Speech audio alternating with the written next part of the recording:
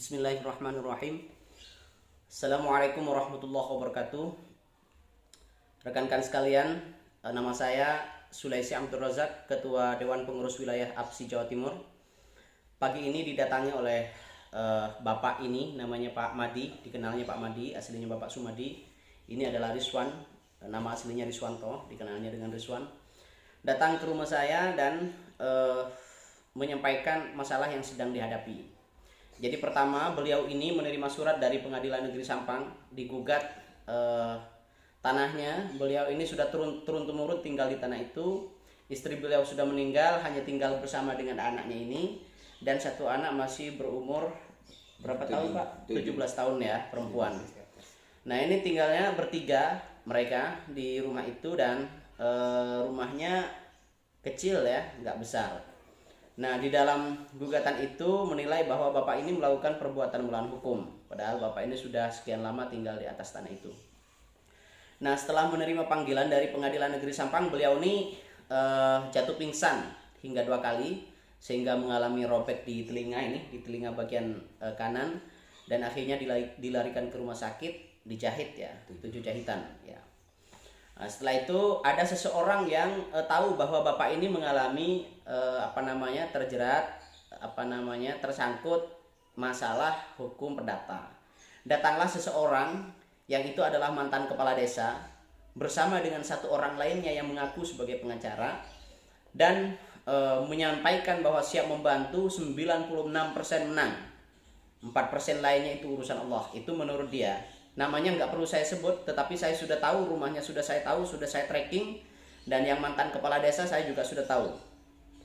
Oleh karena itu Bapak ini diminta 6 juta dan dijanjikan akan diatasi masalah itu.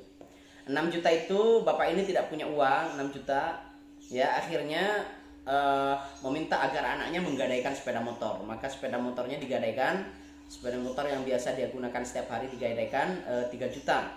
Sehingga uang awal diberikanlah 3 juta kepada seseorang yang mengaku sebagai pengacara itu.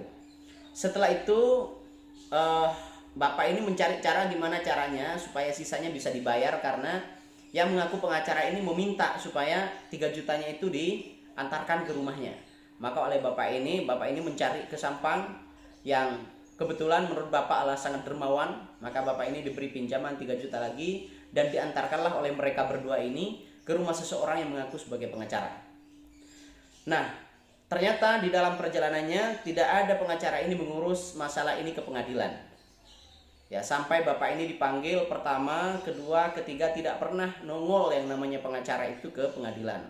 Kami menduga bahwa dia bukanlah pengacara, karena saya sendiri sudah saya tracking, dan saya tahu rumahnya, saya tahu orangnya, dan saya tahu lingkungannya, sudah saya tanya kepada tetangga-tetangganya. Nah, oleh karena itu Bapak ini akhirnya berusaha kita bantu dengan bantuan hukum pro bono. Ya, kalaupun Bapak ini membawa duit ke rumah saya, akan saya kembalikan, tidak akan saya terima, karena itu adalah bagian dari kewajiban pengacara untuk membantu seseorang yang tidak mampu, yang terjerat masalah hukum baik pidana maupun perdata. Itu adalah cara advokat mempertahankan officium nobile, ya, profesi yang terhormat sebagaimana undang-undang advokat, dan itu kita terjemahkan. Oleh karena itu saya memberi peringatan kepada seseorang yang mengaku sebagai pengacara, dan seseorang yang dirinya adalah mantan kepala desa di salah satu desa di Sumeneb, ya. Saya peringatkan supaya saudara segera mengembalikan sejumlah uang itu kepada Bapak Mati ini.